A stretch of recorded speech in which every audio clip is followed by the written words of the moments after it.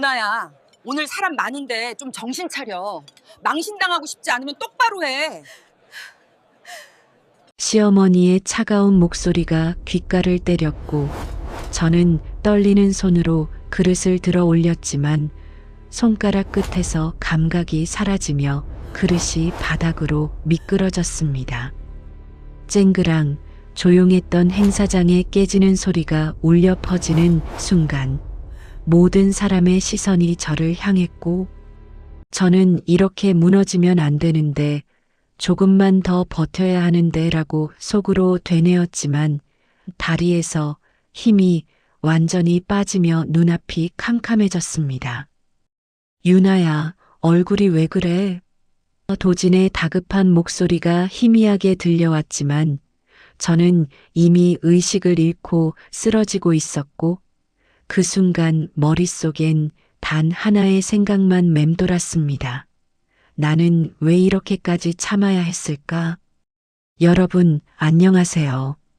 방금 그 장면, 한 여성의 삶이 무너지는 순간이었습니다. 하지만 이것은 시작에 불과합니다. 이 며느리는 어떻게 다시 일어섰을까요? 그리고 6개월 후 법정에서는 무슨 일이 벌어졌을까요? 끝까지 들어보시면 여러분도 무언가 느끼실 겁니다. 이 채널을 처음 오신 분들은 구독과 알림 설정 부탁드립니다. 그럼 시작하겠습니다. 저는 올해 38 유나입니다. 남편 도진과 결혼한 지 5년이 되었습니다. 도진은 착한 사람입니다. 조용하고 온화해서 결혼 전부터 주변에서 좋은 사람 만났다는 말을 많이 들었습니다. 저도 그렇게 생각했습니다. 지금도 그렇게 생각합니다. 하지만 결혼 생활이 행복하기만 한 건 아니었습니다. 문제는 시어머니, 정분 씨였습니다. 처음엔 그냥 까다로운 분이라고만 생각했습니다.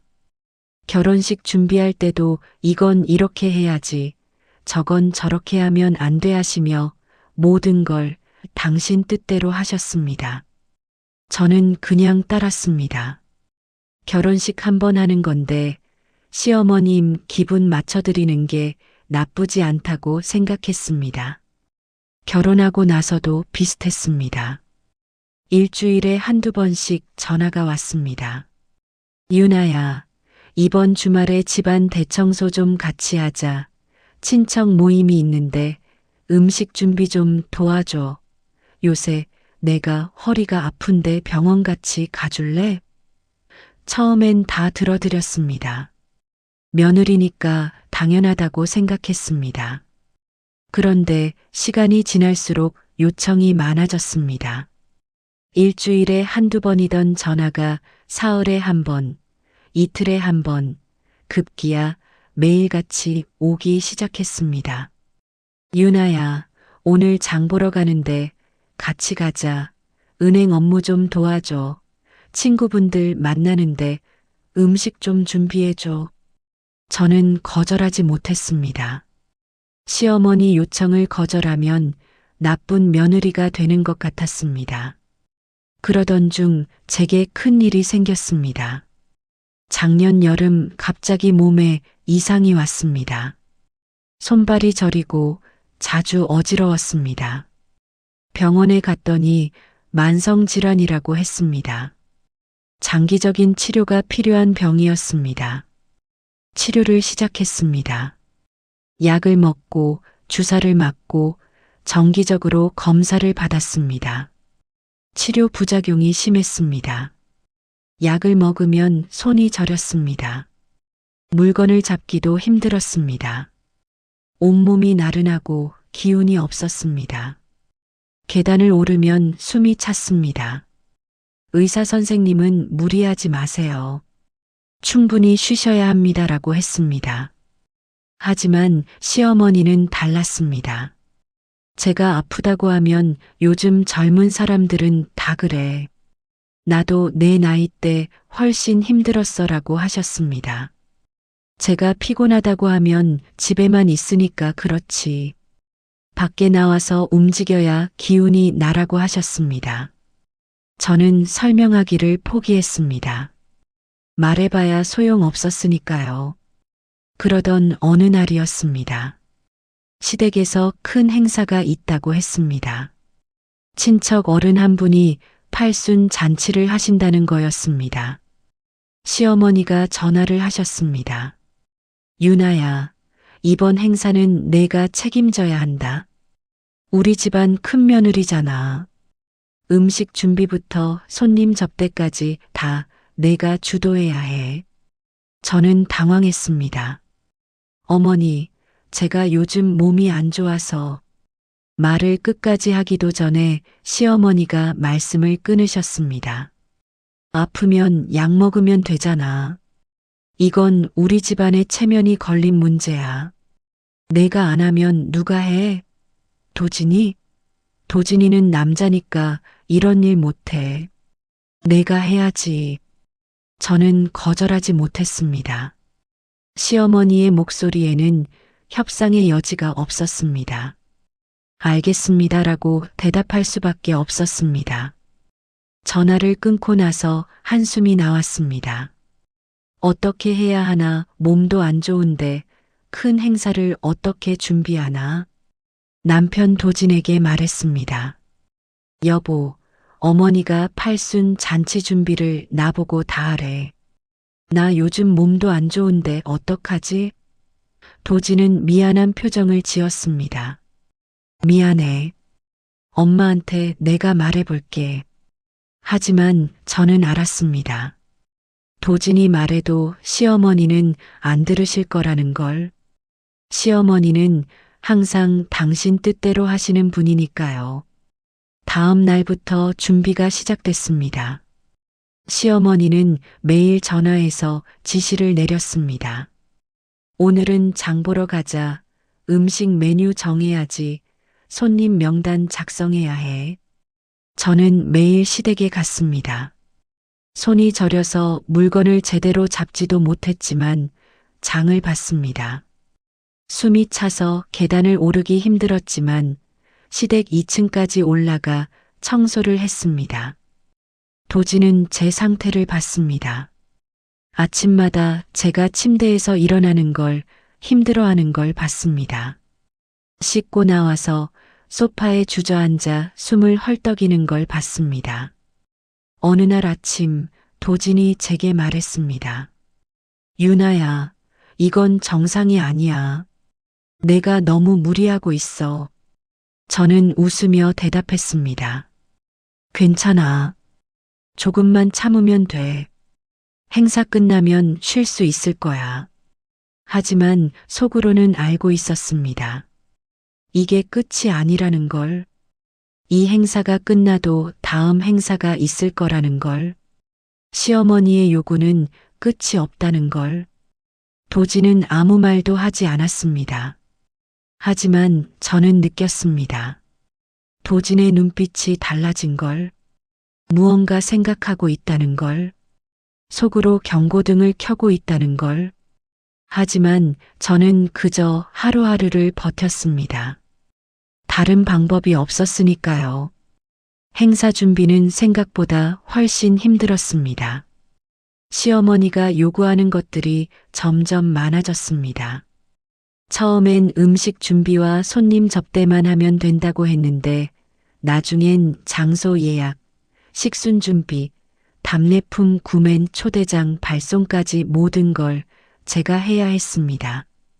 저는 매일 아침 일찍 일어나 시댁으로 갔습니다. 손이 저려서 펜을 잡기도 힘들었지만 명단을 작성했습니다. 다리가 후들거렸지만 시장을 돌아다니며 장을 봤습니다. 약 먹는 시간도 자주 놓쳤습니다. 밥도 제대로 먹지 못했습니다. 시어머니가 시간 없어 빨리 해야지라고 재촉하셨으니까요. 어느 날 시댁에서 친척 어른들이 모였습니다. 행사 최종 점검을 한다고 했습니다. 저는 그 자리에서 지금까지 준비한 것들을 설명했습니다. 음식 메뉴, 손님 명단, 식순, 답례품까지. 어른들은 고개를 끄덕이며 들으셨습니다. 그런데 회의가 끝난 후 시어머니가 친척 어른들에게 말씀하시는 걸 들었습니다. 유나가 이번 행사를 꼭 하고 싶다고 했어요. 본인이 스스로 다 맡겠다고 했어요. 내가 말렸는데도 안 들더라고요. 저는 깜짝 놀랐습니다. 제가 언제 그런 말을 했습니까? 시어머니가 저보고 하라고 하셨잖아요. 하지만 어른들 앞에서 반박할 수 없었습니다. 그냥 미소를 지으며 고개를 숙였습니다. 집으로 돌아오는 길, 저는 도진에게 말했습니다. 여보, 어머니가 친척 어른들한테 이상한 말씀하셨어.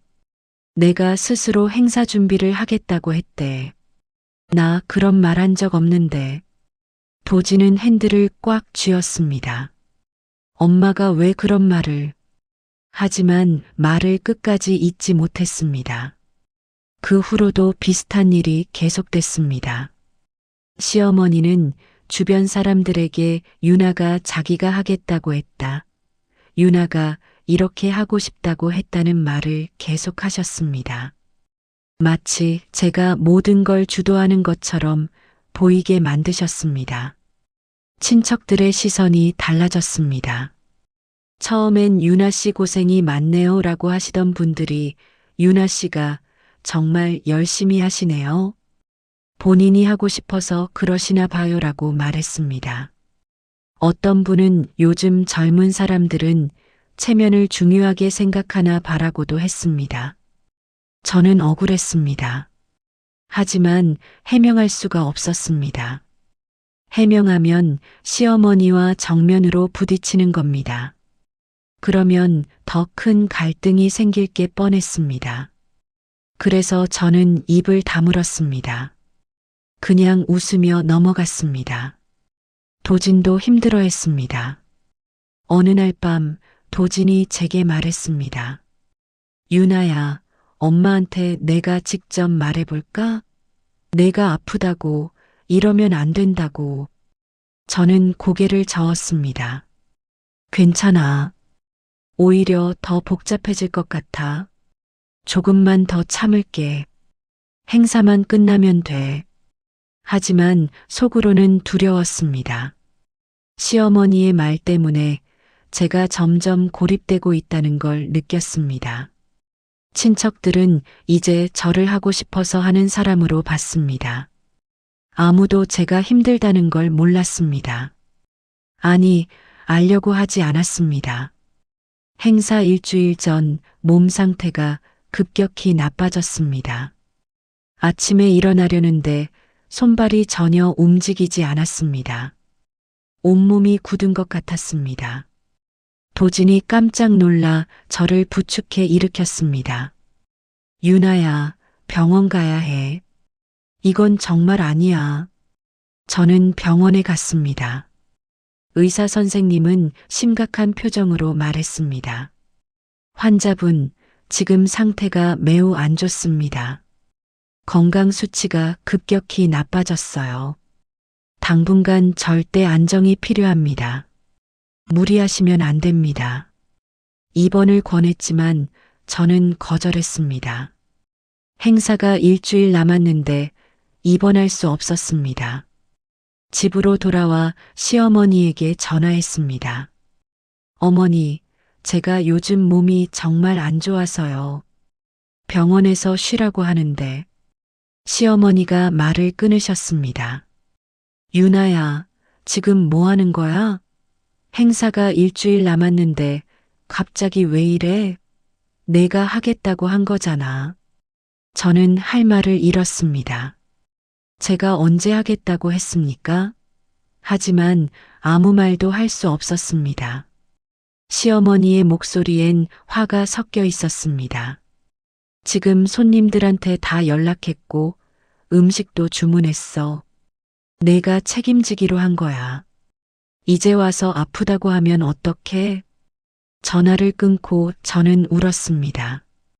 도진이 제 옆에 앉아 등을 쓰다듬었습니다. 유나야, 이건 정말 아니야. 내가 엄마한테 강하게 말해야겠어. 하지만 저는 고개를 저었습니다. 아니야. 지금 그러면 어머니랑 완전히 틀어질 거야.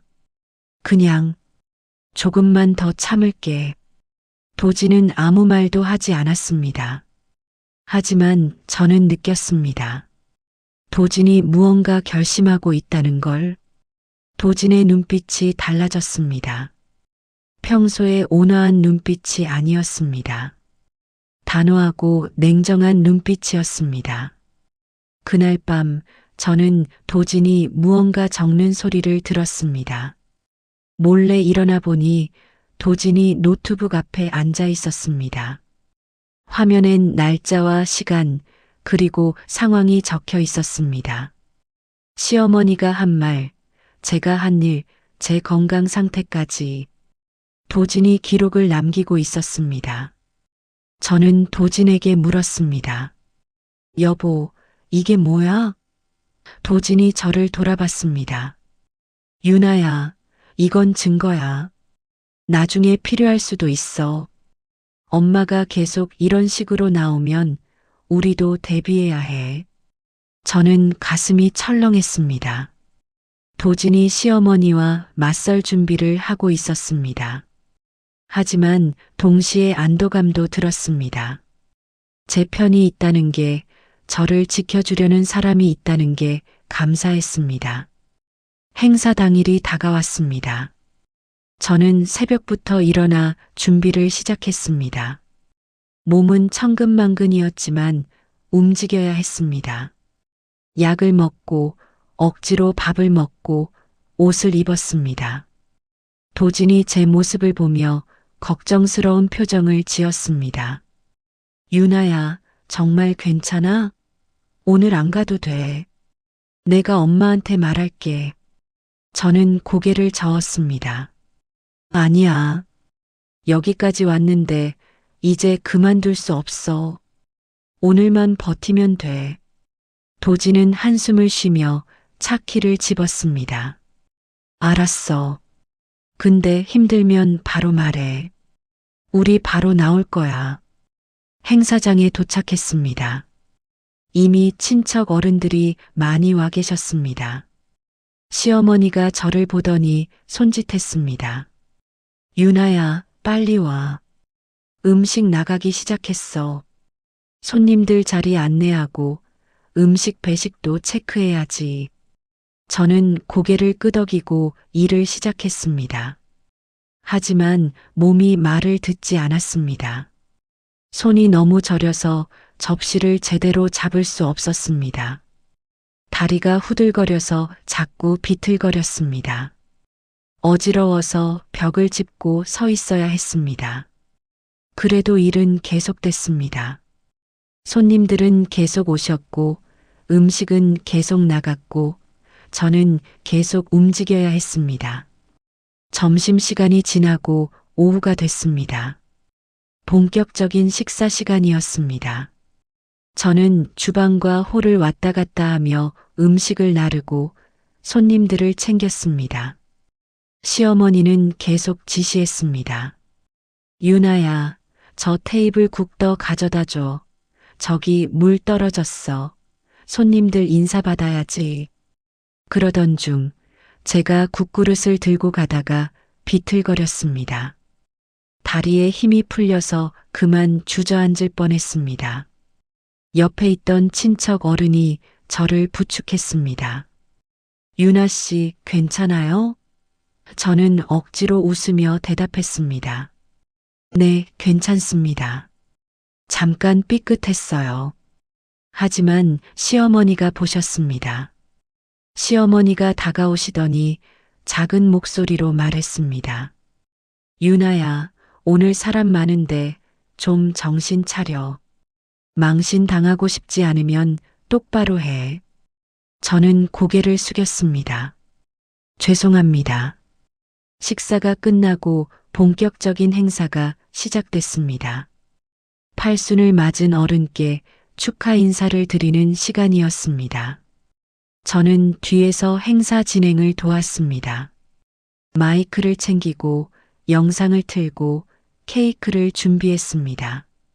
손이 떨려서 마이크를 떨어뜨릴 뻔했지만 간신히 잡았습니다. 행사가 끝나고 뒷정리 시간이었습니다. 이제 거의 끝났습니다. 조금만 더 버티면 됩니다. 저는 그렇게 스스로를 다독이며 설거지를 시작했습니다. 하지만 손이 너무 저려서 그릇을 제대로 잡을 수 없었습니다. 그릇이 손에서 미끄러져 바닥에 떨어졌습니다. 쨍그랑 큰 소리가 났습니다. 모든 사람이 저를 쳐다봤습니다. 시어머니가 달려오셨습니다. 유나야, 뭐 하는 거야? 조심 좀 하지. 저는 고개를 숙이고 깨진 그릇을 주었습니다. 죄송합니다. 손이 떨렸습니다. 눈물이 날 것 같았습니다. 하지만 참았습니다. 모든 일이 끝나고 사람들이 하나둘 돌아갔습니다. 시어머니가 친척 어른들과 인사를 나누고 계셨습니다. 저는 구석에 앉아 잠시 쉬고 있었습니다. 온몸이 아팠습니다. 손발이 저리고 머리가 지끈거렸습니다. 숨쉬기도 힘들었습니다. 그때 시어머니가 저를 부르셨습니다.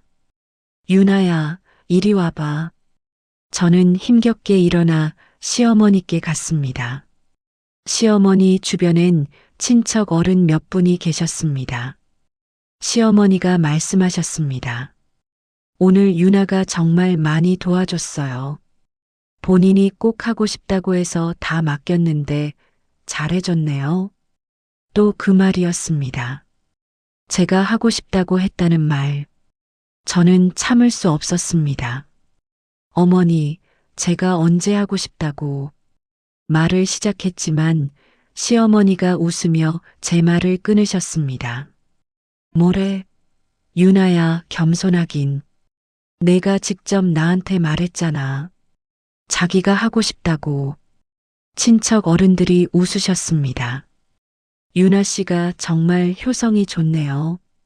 요즘 이런 며느리 드물어요. 저는 할 말을 잃었습니다. 해명하면 시어머니를 거짓말쟁이로 만드는 겁니다. 친척 어른들 앞에서 그럴 수 없었습니다. 그때 도진이 다가왔습니다. 도진이 제 얼굴을 보더니 표정이 굳었습니다.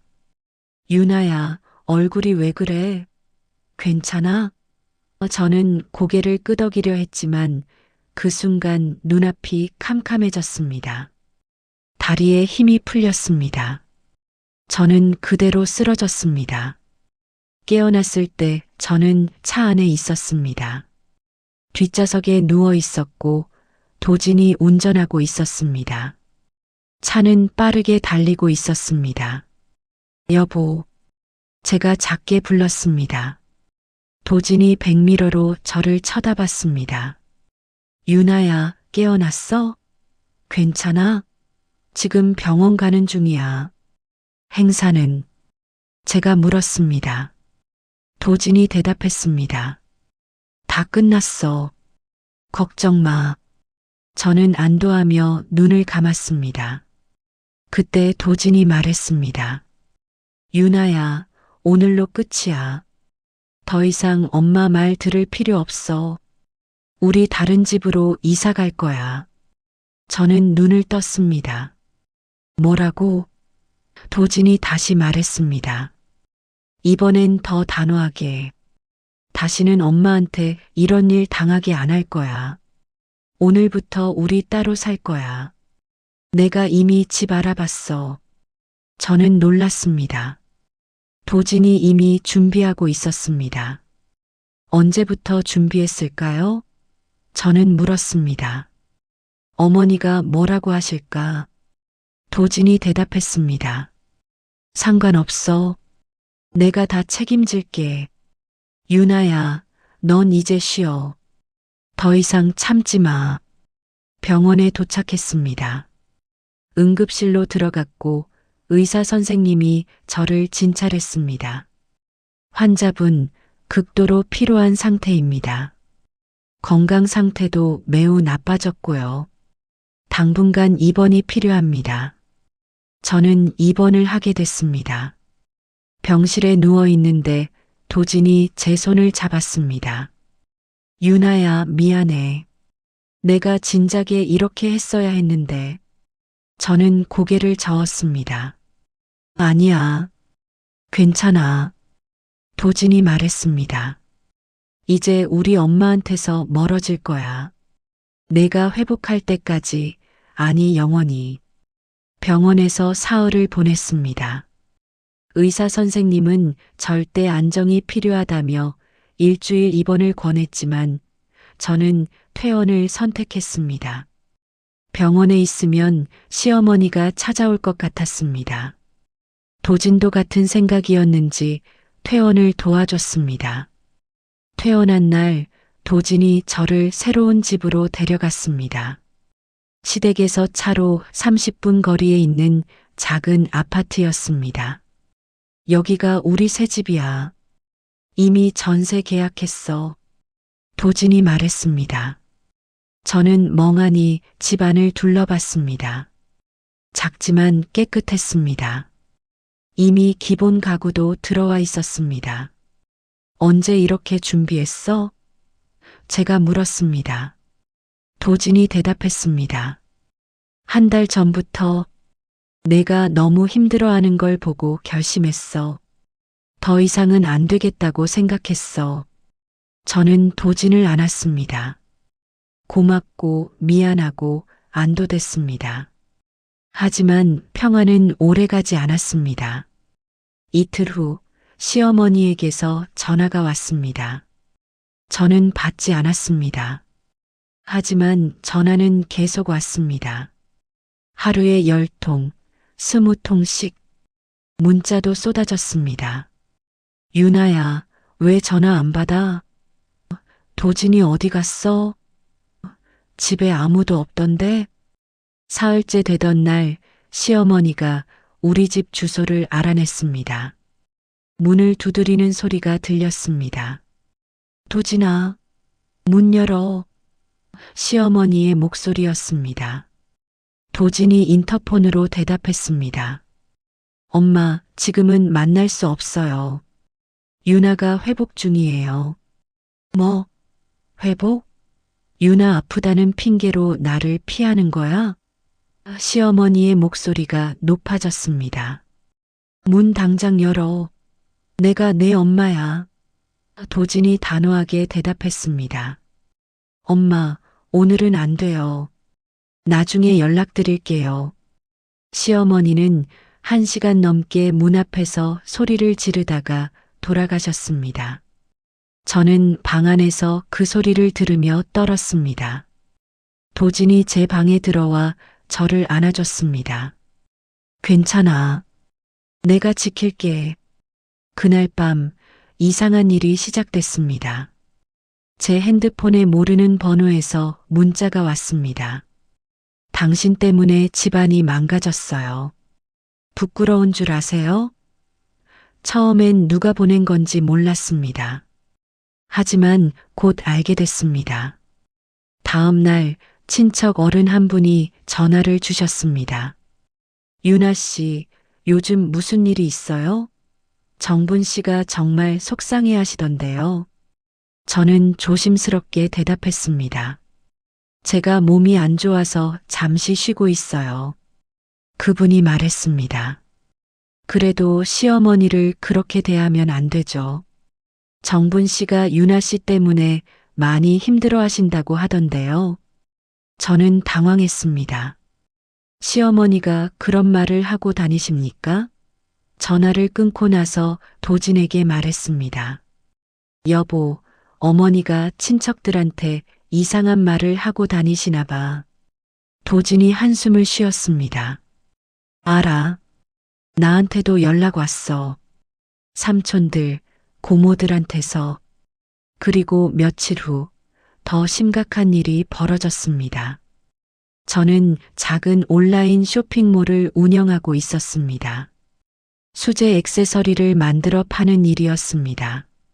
많은 수입은 아니었지만 제가 좋아하는 일이었고 집에서 할 수 있어서 몸이 안 좋을 때도 할 수 있었습니다. 어느 날 쇼핑몰에 이상한 일이 생기기 시작했습니다. 갑자기 주문 취소가 쏟아지고 단골 손님들이 연락을 끊었습니다. 부정적인 내용의 글들이 올라왔습니다. 하루 만에 매출이 반으로 줄었습니다. 저는 패닉 상태가 됐습니다. 이게 무슨 일이야? 도진에게 보여줬습니다. 도진이 확인해 보더니 얼굴이 굳었습니다. 엄마가 한 거야. 어떻게 알아? 제가 물었습니다. 도진이 핸드폰을 보여줬습니다. 시어머니가 온라인에서 저에 대한 부정적인 이야기를 퍼뜨리고 있었습니다. 며느리 때문에 너무 힘듭니다. 아들을 빼앗겼어요. 친척분들과 지인분들이 그 내용을 보고 동조하고 있었습니다. 정분 씨 힘내세요. 요즘 며느리들이 그렇다죠. 시어머니가 제 쇼핑몰 정보까지 공유하면서 사람들이 몰려온 것이었습니다. 저는 견딜 수 없었습니다. 하루 종일 대응했지만 상황은 나아지지 않았습니다. 쇼핑몰을 폐쇄하는 것도 생각했지만 그건 시어머니에게 지는 것 같았습니다. 그날 밤 열이 올랐습니다. 온몸이 아팠습니다. 스트레스 때문인지 건강 상태가 다시 나빠진 것 같았습니다. 도진이 저를 응급실로 데려갔습니다. 의사 선생님은 극심한 스트레스로 인한 건강 악화라고 진단했습니다. 다시 입원을 권했습니다. 저는 병원 침대에 누워 천장을 바라봤습니다. 시어머니로부터 도망쳤다고 생각했는데 오히려 더 큰 공격을 받고 있었습니다. 물리적 거리는 멀어졌지만 시어머니의 영향력은 더 커진 것 같았습니다. 도진이 제 손을 잡았습니다. 유나야, 미안해. 내가 생각이 짧았어.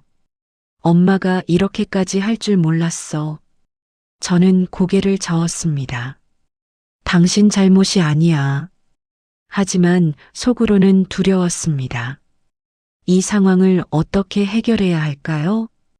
병원에서 나흘을 보냈습니다.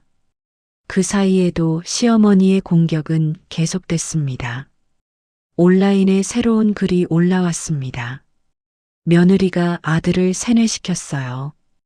우리 도진이는 착한 아이였는데 결혼하고 나서 완전히 변했어요. 친척들의 연락도 끊이지 않았습니다. 도진의 핸드폰으로는 하루에도 몇 번씩 전화가 왔습니다. 도진아, 내 엄마 때문에 이러는 거 아니지? 유나 씨가 널 조종하는 거 아니야? 도진은 설명하려 했지만 아무도 듣지 않았습니다. 시어머니가 먼저 프레임을 만들어 버렸으니까요. 제 쇼핑몰은 완전히 망가졌습니다. 주문은 하나도 들어오지 않았고 부정적인 반응만 계속 이어졌습니다. 결국 저는 쇼핑몰을 임시 폐쇄하기로 결정했습니다. 제가 좋아하던 일을, 제 작은 수입원을 포기해야 했습니다. 퇴원한 날 도진이 제게 말했습니다. 유나야, 우리 전문가 도움을 받아보자. 혼자서는 안 될 것 같아. 저는 고개를 끄덕였습니다. 이 상황을 우리 둘만의 힘으로는 해결할 수 없다는 걸 알았습니다. 도진이 알아본 곳은 가족 상담 센터였습니다. 그곳에서 상담가 서린 씨를 만났습니다. 서린 씨는 50대 중반쯤 되어 보이는 여성이었습니다. 차분하고 따뜻한 인상이었지만 눈빛은 날카로웠습니다. 서린 씨는 우리 이야기를 끝까지 들었습니다. 시어머니의 요구, 제 건강 문제, 행사 당일의 일, 그리고 지금의 온라인 공격까지 1시간 넘게 이야기했습니다. 서린 씨는 중간에 끊지 않고 메모를 하며 들었습니다. 이야기가 끝나자 서린 씨가 말했습니다. 유나 씨, 도진 씨 두 분이 겪고 계신 건 명백한 가정 내 학대입니다. 정서적 학대, 경제적 학대, 그리고 지금은 온라인 괴롭힘까지 당하고 계세요. 저는 놀랐습니다. 학대요? 서린 씨가 고개를 끄덕였습니다. 네. 많은 분들이 가족 간의 일이라고 생각하고 참으시는데 이건 명백한 학대 행위입니다. 특히 유나 씨의 건강 상태를 알면서도 과도한 요구를 계속한 것, 그리고 거부 의사를 무시한 것은 심각한 문제예요. 도진이 물었습니다. 그럼 어떻게 해야 하나요? 서린 씨가 대답했습니다. 일단 맞서 싸우려고 하시면 안 됩니다. 상대방이 이미 프레임을 만들어 놨기 때문에 직접 맞서면 오히려 더 나쁜 사람으로 몰릴 수 있어요. 그럼 가만히 있어야 하나요? 제가 물었습니다. 서린 씨가 고개를 저었습니다. 아니요. 전략적으로 대응해야 합니다. 저는 안전삭제 차단 증빙 순서로 하라고 권해드려요. 서린 씨가 설명했습니다. 첫째, 안전입니다. 유나 씨의 건강이 최우선이에요. 스트레스를 주는 모든 것으로부터 물리적, 정신적으로 거리를 두세요. 둘째, 삭제입니다. 부정적인 내용은 캡처한 후 삭제 요청하세요. 셋째, 차단입니다. 시어머니와 그분을 따르는 사람들의 연락을 모두 차단하세요. 넷째, 증빙입니다. 모든 기록을 남기세요. 문자, 통화 기록, 온라인 내용, 의료 기록까지. 저는 메모를 했습니다. 서린 씨가 계속 말했습니다. 그리고 법적 대응도 준비하셔야 해요. 지금 시어머니가 하시는 행위는 명예훼손, 업무방해에 해당할 수 있어요. 제가 아는 변호사님을 소개해 드릴게요. 공익사건에 강하신 분이에요. 일주일 후 우리는 변호사 민재 씨를 만났습니다. 민재 씨는 30대 후반의 남성 변호사였습니다. 서린 씨의 소개로 무료 상담을 해주셨습니다. 민재 변호사는 우리가 준비한 자료들을 검토했습니다. 도진이 기록한 노트, 시어머니의 온라인 게시물 캡처, 부정적 반응 캡처, 제 의료 기록까지 1시간 넘게 자료를 보시더니 고개를 끄덕였습니다. 충분합니다. 이 정도면 법적 대응이 가능해요. 민재 변호사가 말했습니다. 먼저 시어머니의 게시물에 대해 삭제 요청을 하겠습니다. 그리고 명예훼손과 업무방해로 형사 고소도 가능합니다. 고소요? 저는 놀랐습니다. 시어머니를 고소한다는 게 민재 변호사가 조용히 말했습니다. 유나 씨, 이건 가족 간의 문제를 넘어섰어요. 이미 공개적으로 명예를 훼손하고 사업에 피해를 주고 있습니다. 법적으로 대응하지 않으면 계속될 거예요. 도진이 제 손을 잡았습니다. 유나야, 우리 해보자. 더 이상 참을 수 없어. 저는 고개를 끄덕였습니다. 두려웠지만 이대로 있을 수는 없었습니다. 민재 변호사는 즉시 움직였습니다. 먼저 시어머니에게 내용 증명을 보냈습니다. 온라인 게시물을 삭제하고 더 이상 유나 씨에 대한 허위 사실을 유포하지 말라는 내용이었습니다. 그리고 쇼핑몰에 대한 업무방해 행위를 중단하라고 경고했습니다. 이틀 후 변화가 시작됐습니다. 시어머니의 온라인 게시물이 삭제됐습니다. 부정적인 내용들도 하나둘 사라지기 시작했습니다. 민재 변호사가 플랫폼 운영자에게 연락해서 삭제 요청을 한 것이었습니다. 하지만 시어머니는 포기하지 않았습니다. 이번엔 다른 방법으로 공격했습니다. 친척들을 통해 소문을 퍼뜨렸습니다. 유나가 우리 가족을 고소하려고 한대 변호사까지 고용했대. 정말 무서운 여자야. 하지만 이번엔 달랐습니다. 우리에겐 서린 씨와 민재 변호사가 있었습니다. 서린 씨가 조언했습니다. 소문은 무시하세요. 대응하지 마세요. 대신 여러분의 일상을 회복하는 데 집중하세요. 저는 서린 씨의 말을 따랐습니다. 친척들의 전화는 받지 않았습니다. 온라인도 당분간 하지 않기로 했습니다. 그저 제 건강을 회복하는 데 집중했습니다. 민재 변호사는 다음 단계로 넘어갔습니다. 시어머니를 상대로 접근 금지 가처분 신청을 했습니다. 시어머니가 유나 씨와 도진 씨에게 직접 간접적으로 접촉하는 것을 금지해달라는 내용이었습니다. 법원에 제출한 자료는 방대했습니다.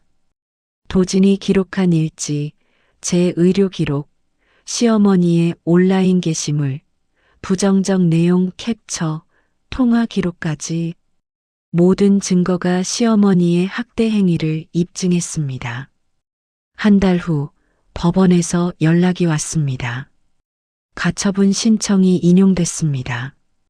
시어머니는 앞으로 우리에게 직접 연락하거나 우리에 대한 허위 사실을 유포하면 법적 처벌을 받게 됐습니다.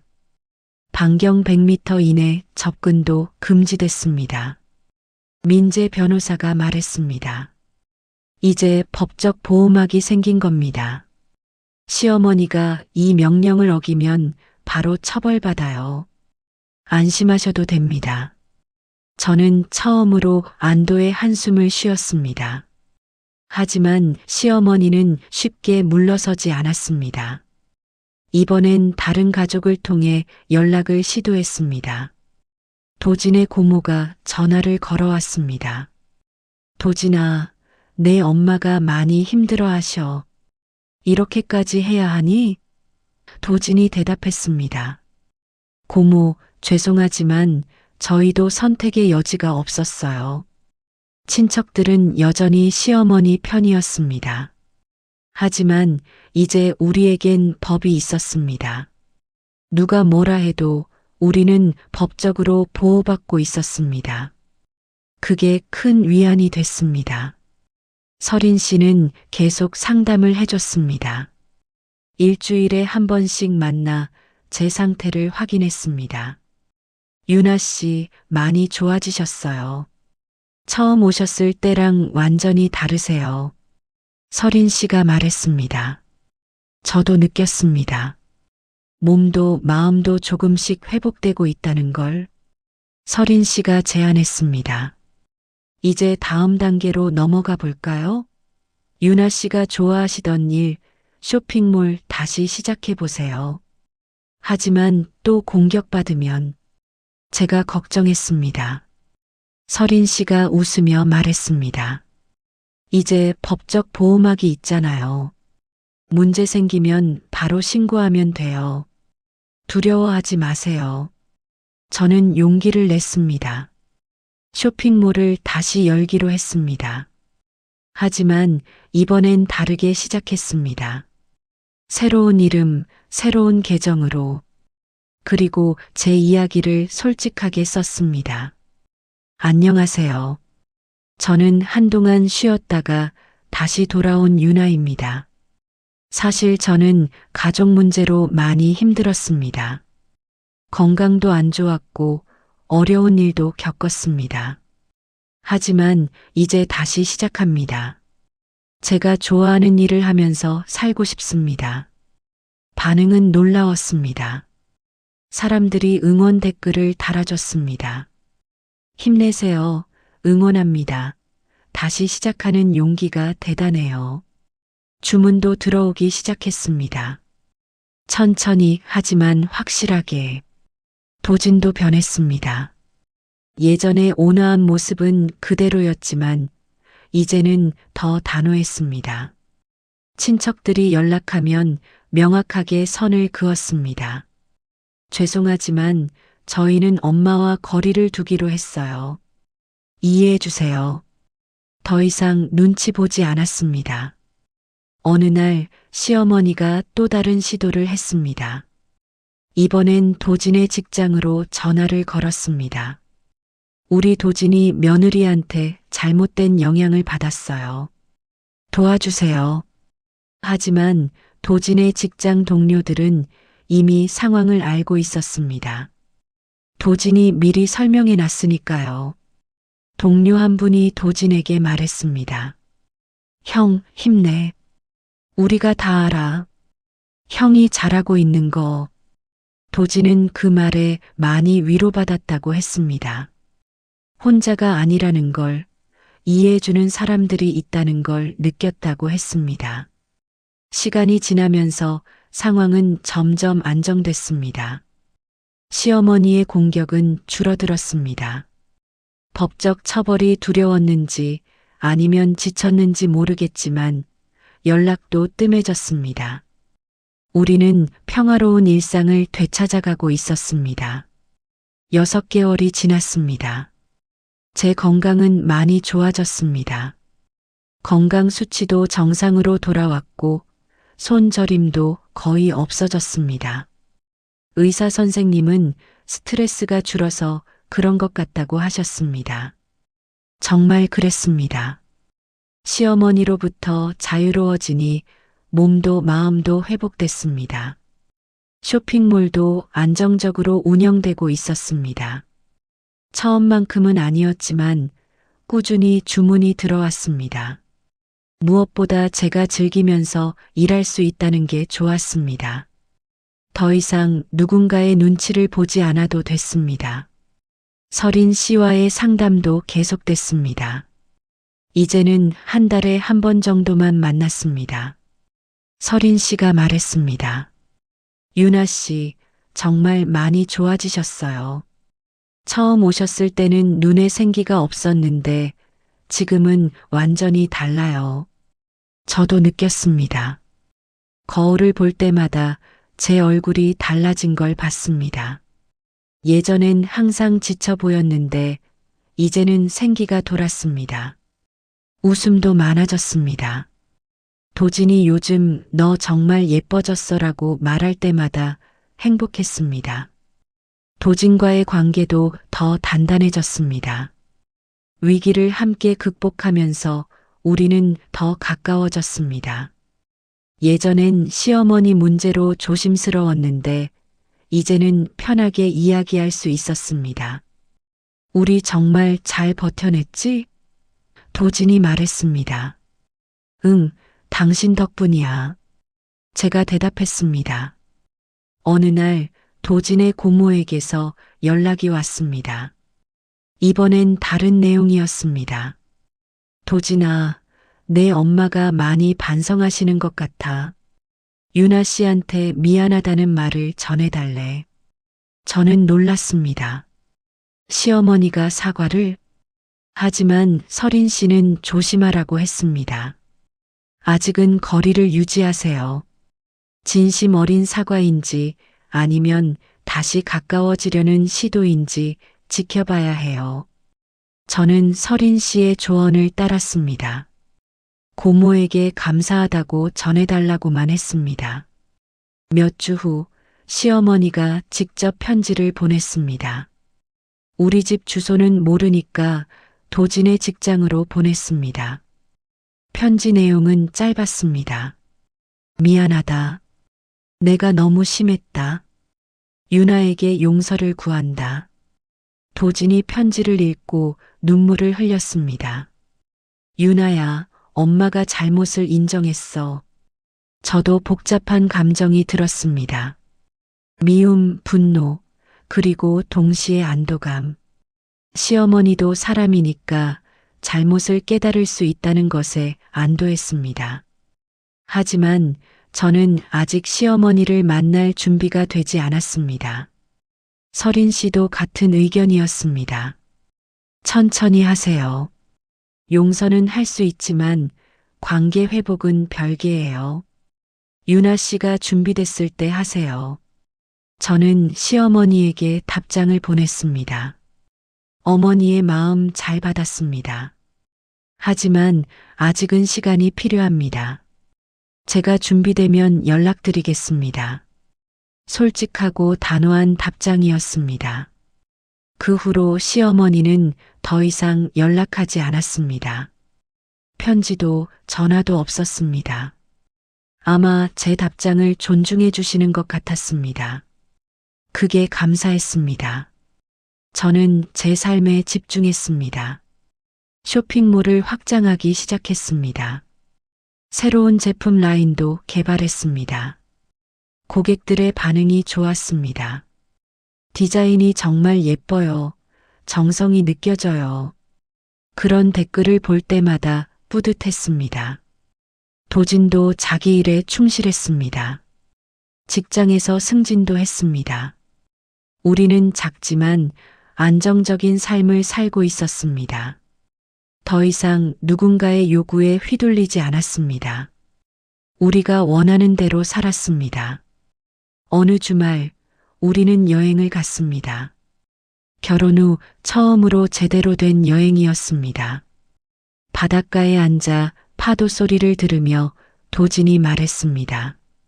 유나야, 우리 정말 행복하지? 응, 정말 행복해. 제가 대답했습니다. 그때 저는 깨달았습니다. 행복은 거창한 게 아니라는 걸. 누군가의 인정이나 칭찬이 아니라 내가 나로서 존중받고 내가 선택한 삶을 사는 것이 행복이라는 걸. 1년이 지났습니다. 돌아보면 참 많은 일이 있었습니다. 고통스러웠던 시간들, 무너질 것 같았던 순간들, 하지만 그 모든 걸 이겨냈습니다. 저는 이제 더 강해졌습니다. 예전에 저는 거절하지 못했습니다. 누군가의 요구를 받으면 무조건 들어줘야 한다고 생각했습니다. 특히 시어머니 같은 어른의 요구는 당연히 들어야 한다고 믿었습니다. 하지만 이제는 압니다. 거절할 수 있다는 것을, 나의 건강과 행복이 우선이라는 것을, 누구도 심지어 가족이라도 나를 해칠 권리는 없다는 것을. 쇼핑몰은 계속 성장했습니다. 이제는 직원도 1명 고용했습니다. 젊은 친구인데 열심히 도와줍니다. 사장님, 요즘 정말 행복해 보여요라고 말할 때마다 웃게 됩니다. 도진과 저는 작은 집을 샀습니다. 전세가 아닌 우리 소유의 집입니다. 작지만 아늑한 집입니다. 우리가 원하는 대로 꾸몄습니다. 시어머니의 취향이 아닌 우리의 취향으로. 설인 씨와의 상담은 종결됐습니다. 마지막 상담날 설인 씨가 말했습니다. 유나 씨, 정말 수고 많으셨어요. 처음 오셨을 때와 완전히 다른 사람이 되셨어요. 선생님 덕분이에요. 제가 대답했습니다. 설인 씨가 고개를 저었습니다. 아니에요. 유나 씨 스스로 해낸 거예요. 저는 길만 알려드린 거고 걸어가신 건 유나 씨예요. 민재 변호사와도 인사를 나눴습니다. 유나 씨, 도진 씨, 앞으로도 행복하세요. 혹시 또 문제 생기면 언제든 연락하세요. 민재 변호사의 명함은 지갑 속에 소중히 보관하고 있습니다. 다시는 쓸 일이 없기를 바라지만 있다는 것만으로도 안심이 됩니다. 시어머니와는 아직도 연락하지 않고 있습니다. 가끔 도진의 고모를 통해 소식을 듣습니다. 시어머니는 요즘 봉사활동을 하신다고 합니다. 노인복지관에서 다른 어르신들을 돕고 계신다고 합니다. 변화하려고 노력하시는 것 같습니다. 언젠가는 시어머니를 만날 수도 있습니다. 하지만 그건 제가 준비됐을 때입니다. 억지로 관계를 회복할 필요는 없습니다. 시간이 지나고 제가 충분히 강해졌을 때, 그때 생각해 볼 일입니다. 요즘 저는 비슷한 처지에 있는 사람들을 돕고 있습니다. 온라인 커뮤니티에서 상담을 해줍니다. 저도 시어머니 때문에 힘들어요. 거절하고 싶은데 못하겠어요. 저만 이런 건가요? 그런 글들을 볼 때마다 답글을 답니다. 당신은 혼자가 아니에요. 저도 그랬어요. 하지만 이겨낼 수 있어요. 도움을 구하세요. 전문가를 만나세요. 그리고 무엇보다 자신을 지키세요. 제 경험이 누군가에게 도움이 된다면 그 고통스러웠던 시간들도 의미가 있는 것 같습니다. 어제는 한 여성에게서 쪽지를 받았습니다. 유나 씨 덕분에 용기를 냈어요. 저도 상담센터에 갔어요. 이제 제 삶을 되찾을 거예요. 감사합니다. 그 글을 읽으며 눈물이 났습니다. 행복한 눈물이었습니다. 오늘 아침 도진이 출근하면서 말했습니다. 유나야, 사랑해. 당신이 자랑스러워. 저도 대답했습니다. 나도 사랑해. 우리 함께 여기까지 왔잖아. 창밖을 바라봅니다. 햇살이 따뜻합니다. 새로운 하루가 시작됩니다. 더 이상 두렵지 않습니다. 제게는 나를 지키는 힘이 있으니까요. 가족이라는 이름으로 받은 상처는 깊었습니다. 하지만 그 상처를 통해 배웠습니다. 나를 지키는 것이 이기적인 게 아니라는 것을, 거절하는 것이 나쁜 게 아니라는 것을, 도움을 구하는 것이 약한 게 아니라는 것을, 내가 선택한 일은 나를 무너뜨리지 않습니다. 내가 선택한 삶은 나를 지킵니다. 내가 선택한 사람들은 나와 함께 있어줍니다. 저는 이제 자유롭습니다. 누군가의 요구가 아닌 나의 선택으로 사는 사람입니다. 그리고 그것이 진정한 행복이라는 걸 이제 압니다. 당신도 할 수 있습니다. 나를 지키는 것, 나의 행복을 선택하는 것. 두렵더라도 힘들더라도 할 수 있습니다. 혼자가 아니니까요. 도와줄 사람들이 있으니까요. 나를 지키는 힘, 그것은 바로 나 자신에게 있습니다.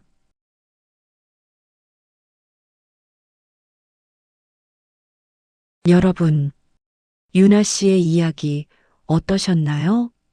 방금 들으신 이야기는 실제 사연을 재창작한 것입니다. 지금 이 순간에도 비슷한 고통을 겪고 계신 분들이 계십니다. 혹시 여러분도 혹은 여러분 주변의 누군가도 가족이라는 이름으로 상처받고 계신가요? 기억하십시오. 참는 것이 미덕이 아닙니다. 나를 지키는 것이 진짜 용기입니다. 잠시 멈춤. 유나 씨는 말합니다. 너무 늦게 깨달았다고. 하지만 저는 생각합니다. 깨달은 순간이 바로 시작하는 순간이라고. 여러분의 생각은 어떠신가요? 댓글로 이야기 나눠주세요.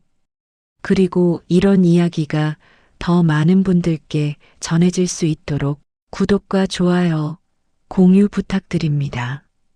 배경음악 다시 시작. 도움이 필요하신 분들을 위해 설명란에 상담 전화번호를 남겨두었습니다. 혼자 고민하지 마세요. 도움을 요청하는 것은 약함이 아니라 강함의 시작입니다. 다음 이야기도 기대해 주세요. 여러분, 오늘 하루도 당신 자신을 지키는 하루 되시길 바랍니다.